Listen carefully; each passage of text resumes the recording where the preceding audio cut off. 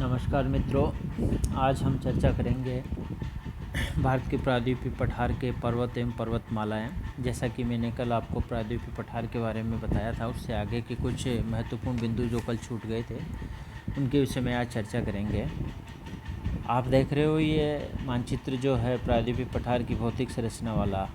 इसमें आपको प्रायद्वीपीय पठार के प्रमुख पर्वत और पर्वतमालाएं दिखाई दे रही है। एक बार शॉर्टली हम इनको थोड़ा थोड़ा करके इनको जानने का प्रयास करेंगे। प्राचीन पठारी भूभाग होने के कारण यहाँ लंबे समय से अनावृत्तीकरण की क्रियाएं जारी रही हैं और इस क्षेत्र में काफ़ी अधिक परिवर्तन देखने को भी मिलते हैं। तो यहाँ की जो संरचना है उसमें बहुत अधिक विभिन्नता है, यानी कि जो तंग चौड़ी घाटियाँ और प्राचीनतम जो भ्रंश घाटियाँ आदि कुछ यहाँ देखने को मिलती है, क्योंकि भूगर्भ काल के लंबे समय से यहाँ भूगर्भिक और अनाच्छादन की क्रियाएं लगातार रूप से जारी रही।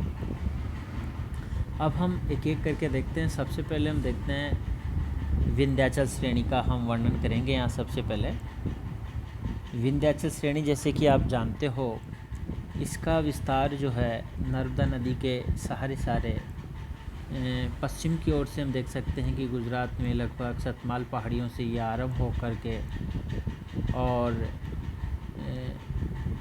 आगे तक ये जो जा रही है, इसमें फिर भारनेर पहाड़ियाँ, फिर कैमूर पहाड़ियाँ और ये सोन नदी के उत्तरी पश्चिमी भाग से होते हुए पार्श्वनाथ की पहाड़ियों तक चली गई है।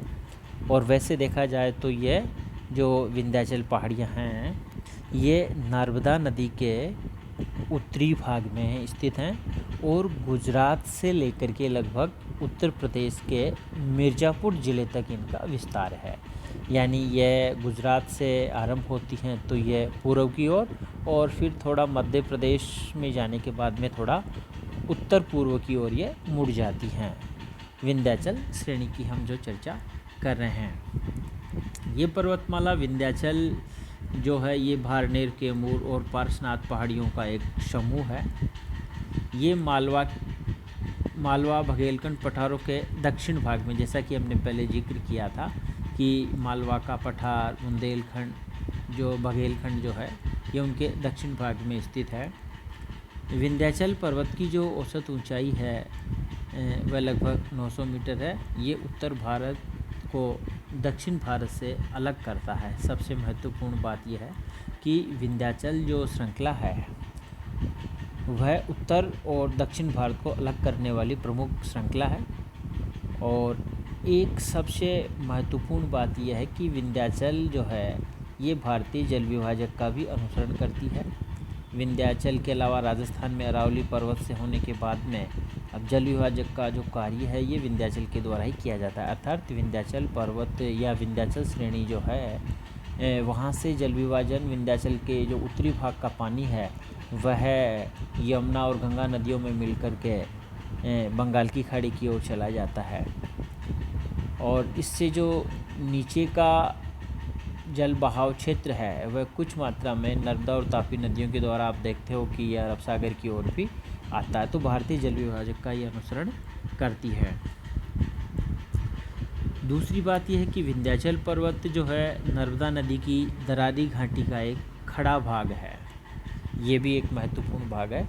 तो विंध्याचल के ठीक दक्षिण में एक रिफ्ट वैली है जिसमें कि नर्मदा नदी बहती है। और एक कैमूर पहाड़ियों का भी मैंने जिक्र किया है जो इसी विंध्याचल का एक उत्तरी पूर्वी छोर पे है ये कैमूर पहाड़ियाँ। और ये कैमूर जो पहाड़ियाँ हैं इनके ठीक दक्षिण में भी एक भ्रंश घाटी है जिसमें कि सोन नदी बहती हैं। तो सोन और नर्मदा दोनों ही भ्रंश घाटियों का निर्माण करती है। और ये ठीक विंध्याचल जो श्रेणी है उसके दक्षिण में दोनों नदियाँ बह रही हैं। अब हम चर्चा करेंगे थोड़ा बहुत सतपुड़ा पर्वतमाला की। ये भी अपने आप में बड़ी महत्वपूर्ण है। ये पर्वतमाला नर्मदा और तापी नदियों के बीच में है और अपने आप में एक उत्कृष्ट ब्लॉक पर्वत का उदाहरण प्रस्तुत करती है, क्योंकि इसके दोनों ओर गहरी भंस घाटियाँ हैं। सतपुड़ा जो पर्वतमाला है उसके दोनों ओर एक तरफ उत्तरी भाग में नर्मदा नदी है और दक्षिण भाग में इसके तापी नदी है, और दोनों के बीच में यह एक ब्लॉक पर्वत के रूप में अपना उत्कृष्ट उदाहरण प्रस्तुत करती है। सतपुड़ा जो पर्वतमाला है वह पश्चिम में राजपीपला की पहाड़ियों से आरंभ होकर के पूर्व दिशा में महादेव मेकाल श्रेणियों और लास्ट में छोटा नागपुर के पठार तक ये फैली हुई है। तो ये एक अनवरत श्रेणी है जो सतपुड़ा है, ये महादेव मेकाल और फिर उसके बाद में ये जो छोटा नागपुर का पठार है वहाँ तक ये फैली हुई है। सतपुड़ा पर्वत माला जो है उसी का एक भाग है मेकाल श्रेणी, इसी का एक भाग है, और इसी मेकाल श्रेणी से सोन नदी और नर्मदा नदी का उद्गम होता है। यहाँ का एक प्रसिद्ध जो पीक है मेकाल श्रेणी की वह अमरकंटक है जो 1057 मीटर ऊंची है, और इसी अमरकंटक से सोन नदी का और नर्मदा नदी का इसके आसपास के भागों से ही इसका उद्गम होता है।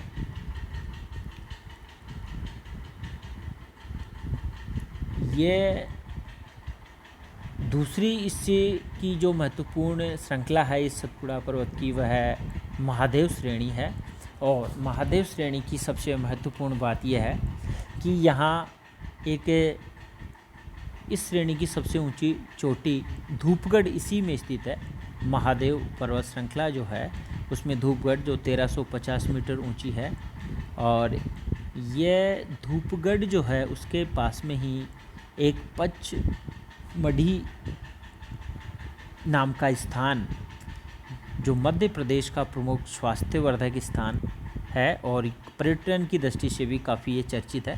तो पंचमढ़ी बड़ा महत्वपूर्ण स्थान है जो सतपुड़ा श्रेणी का एक भाग है, महादेव पर्वत श्रेणी उसमें स्थित है। और इस महादेव जो पर्वत श्रेणी है वहाँ दो बातें विशेष रूप से महत्वपूर्ण, एक तो धूपगढ़ चोटी जो 1350 मीटर ऊंची है और ये इस पूरी सतपुड़ा श्रेणी की सबसे ऊंची चोटी है। दूसरी महत्वपूर्ण बात है कि इस महादेव जो श्रेणी है उस पर पंचमढ़ी नाम का एक बड़ा टूरिस्ट पैलेस पर्यटन स्थल जो है मध्य प्रदेश में स्थित है। सतपुड़ा पर्वत श्रेणी में नदियों के अनेक जलप्रपात भी देखने को मिलते हैं, और भारत का सबसे जो प्रसिद्ध वाटरफॉल है नर्मदा नदी का जो धुआंधार जलप्रपात है वह इसी सतपुड़ा पर्वत श्रेणी में है। जबलपुर के निकट नर्मदा नदी जो अपना धुआंधार जलप्रपात बनाती है वह यहीं आपने को इस सतपुड़ा श्रेणी में ही देखने को मिलता है। आपने कई बार सुना होगा कि धुआंधार जलप्रपात अपने काफ़ी अधिक सफ़ेद रंग के लिए प्रसिद्ध है। धुआं जैसा आभास वहाँ होता है क्योंकि यहाँ संगमरमर की चट्टानें हैं, उसके कारण से ऐसा प्रतीत होता है। सतपुड़ा पर्वत के उत्तरी ढाल बिल्कुल खड़े हैं और एक तरफ सतपुड़ा पर्वत के उत्तरी ढाल जो खड़े ढाल हैं और फिर उसके आगे नर्मदा नदी और फिर उसके उत्तर में विंध्याचल श्रेणी जो है।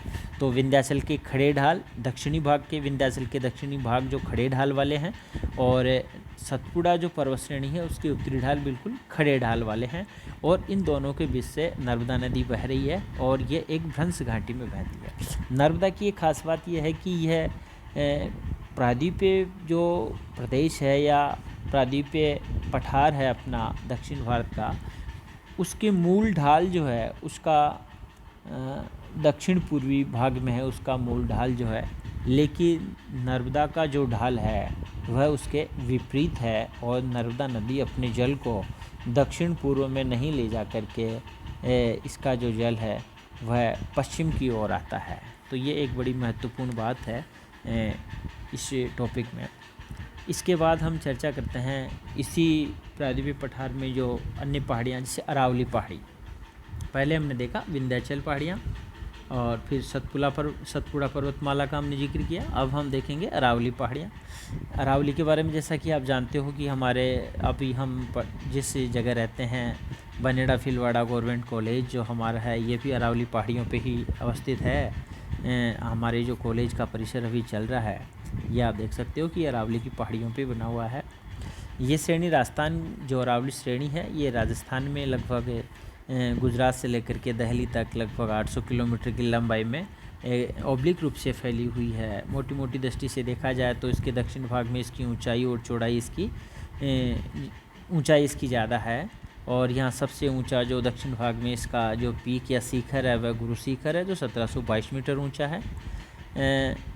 उत्तर में इसकी ऊंचाई कम हो जाती है, चौड़ाई तो हालांकि इसकी छितरी हुई रूप में बढ़ जाती है, लेकिन इसकी ऊंचाई उत्तरी भाग में कम हो जाती है। एवरेज रूप से ये 600 मीटर ऊंची है। वैसे 300 से 900 मीटर इस अरावली पर्वत की ऊंचाई देखने को मिलती है। अन्य प्रमुख जो शिखर हैं इस अरावली पर्वतमाला के, वो हैं शेर है और जरगा है, हर्षनाथ की पहाड़ियाँ शिखर में है, रघुनाथगढ़ है।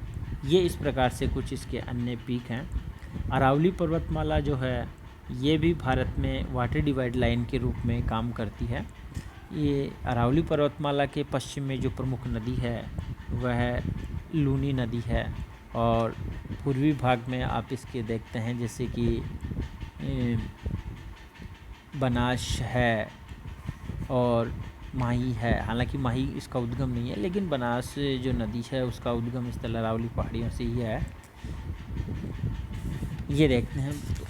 उसके बाद में प्रमुख रूप से हम देखते हैं कि अन्य जो पहाड़ियाँ हैं, उससे पहले मैं आपको ये बता दूं कि अधिकांश जो भूगर्भवेत्ता हैं उनके अनुसार ये पहाड़ियाँ संभवतः सबसे प्राचीन पहाड़ियों में से एक है, जिनका हमने अभी तक जिक्र किया, जैसे कि विंध्य श्रेणी, सतपुड़ा श्रेणी और अरावली श्रेणी। ये तीनों ही प्रकार की जो पहाड़ियाँ हैं, ये भारत की ही नहीं अपितु पूरे विश्व की सबसे प्राचीनतम पहाड़ियों में से एक है। और इनमें भी सबसे प्राचीनतम जो हैं, जो अरावली पर्वतमाला सबसे प्राचीन है। प्री कैम्ब्रियन काल में अरावली का निर्माण हुआ और वर्तमान में यह अपनी इस अवशिष्ट अवस्था में हमारे सामने है। ये अरावली जो है, ये प्राचीन समय में विश्व का प्राचीनतम वलित और अवशिष्ट पर्वत का एक उदाहरण हमारे सामने प्रस्तुत करता है। उसी प्रकार से विंध्य श्रेणी है, ये उसके अरावली के बाद की रचना कही जाती है। और सतपुड़ा जो पर्वतमाला है, यह एक ब्लॉक और अवशिष्ट पर्वत के रूप में भी हम सतपुड़ा श्रेणी को देखते हैं। अब हम चर्चा करेंगे पश्चिमी घाट की। पश्चिमी घाट पर्वत, जिसको मुख्य रूप से सह्याद्री के नाम से जाना जाता है। पश्चिमी घाट जो लगभग 1400 किलोमीटर की लंबाई में फैला है, इसका विस्तार हम देखते हैं कि तापी नदी जो इसके पश्चिमी तट पे है, तापी नदी से लेकर के कन्याकुमारी तक ये 1400 किलोमीटर की लंबाई में फैला हुआ है। इस पश्चिमी घाट को प्रमुख रूप से हम जैसे देखते हैं तो इसके 3 पार्ट हम सामान्यतः कर सकते हैं कि उत्तरी भाग, जिसको उत्तरी सह्याद्री हम कह सकते हैं, ये तापी नदी वाला जो भाग है, तापी का जो मुहाना है, वहाँ से लेकर के मालप्रभा जो नदी है वहाँ तक ये फैला हुआ है, उत्तरी सह्याद्री वाला जो भाग है। और यह सबसे महत्वपूर्ण है कि इस भाग का ऊंचाई इसकी यहाँ जो है वो एवरेज ऊंचाई है। उत्तरी सह्याद्री जो है उसकी सबसे ऊंची चोटी कलुसबाई 1646 मीटर है। अन्य चोटियों में इसमें महाबलेश्वरम प्रमुख है। और इस उत्तरी सह्याद्री में 2 महत्वपूर्ण दर्रे जिनका कई बार परीक्षा दृष्टि से जिक्र आ जाता है, वो हैं थाल घाट और भौर घाट। ये उत्तरी सह्याद्री में स्थित हैं।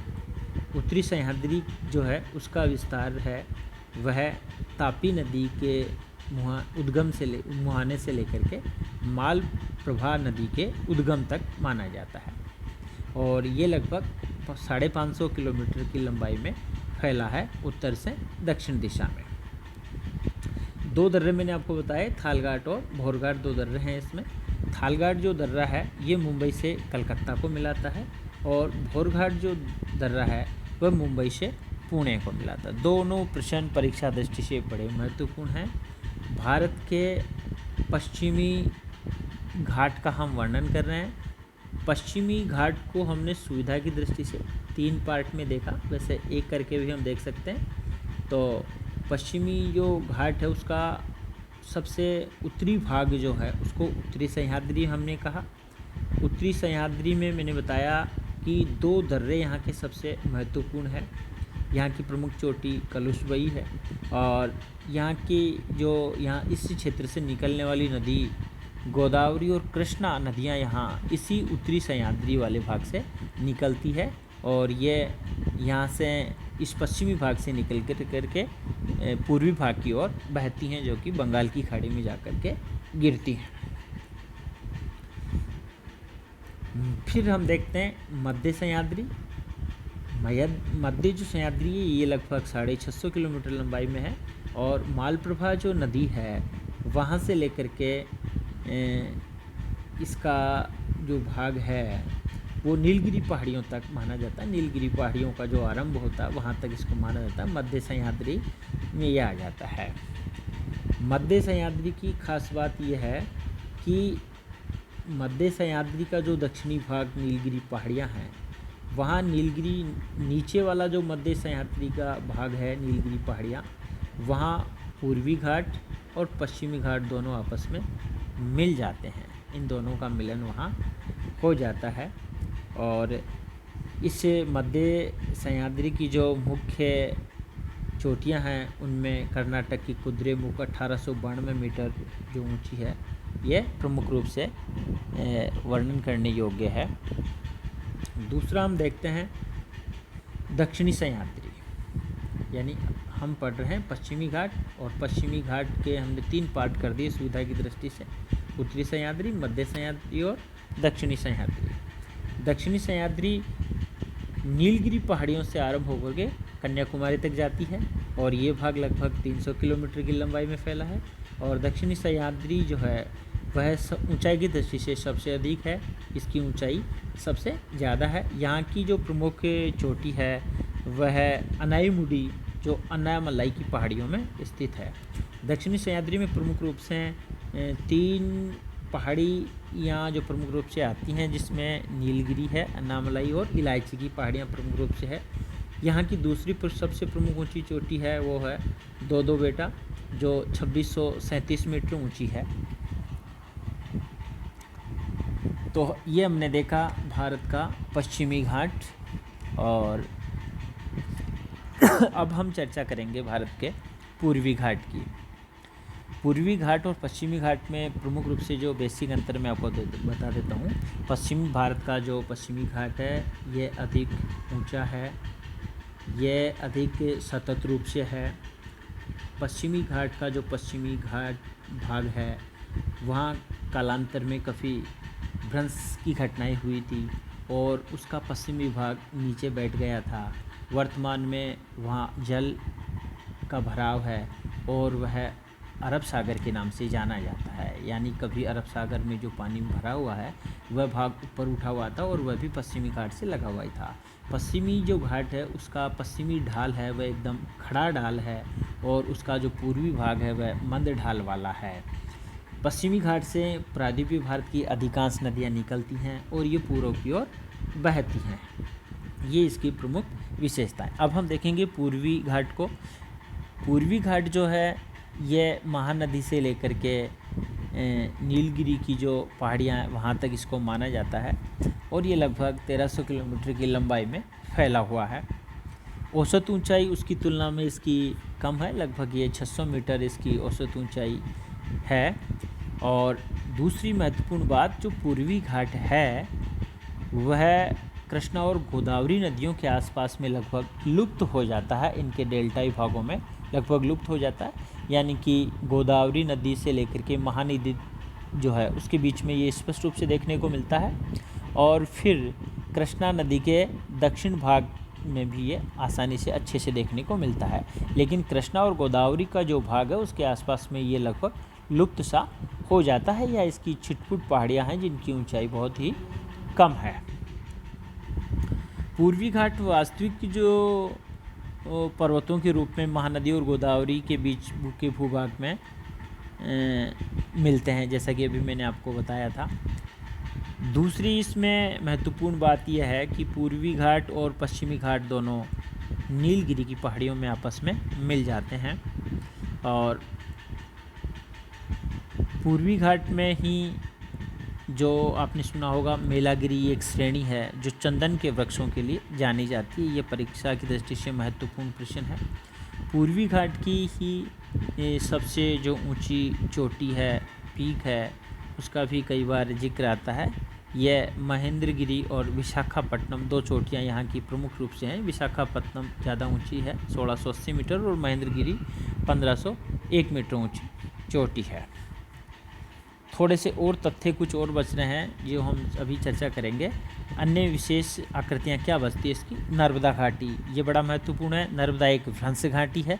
इसके उत्तर में विंध्याचल श्रेणी है और दक्षिण में इसके सतपुड़ा श्रेणी है। दोनों के बीच में ये एक संरचनात्मक गर्त के रूप में यह जो घाटी बनी हुई है उसमें नर्मदा नदी बहती है। नर्मदा प्रायद्वीपीय पठार का जो ऊपरी धरातल का ढाल है उसके विपरीत ढाल में यह बहती है। नर्मदा का आपने काफ़ी बार नाम सुना होगा। दूसरा हम देखते हैं तापी। ये जो तापी है वह भी रिफ्ट घाटी में बहने वाली नदी है। तो ये प्रमुख बातें थी। अन्य जो कुछ बातें जैसे कि हम चर्चा कर सकते हैं कि ब्लॉक पर्वत, सतपुड़ा का प्रश्न मैंने भी आपको बताया था कि सतपुड़ा जो पर्वतमाला है वह ब्लॉक पर्वत के रूप में जाना जाता है। तो लगभग मैंने सभी चीज़ों का प्रायद्वीपीय पठार के जो महत्वपूर्ण बिंदु थे उनको आपको बताने का प्रयास किया है। और नेक्स्ट टॉपिक में हम अगले प्रदेश के रूप में जो भी इसका हिमालय पर्वतीय प्रदेश है उसकी हम चर्चा करेंगे। Thank you.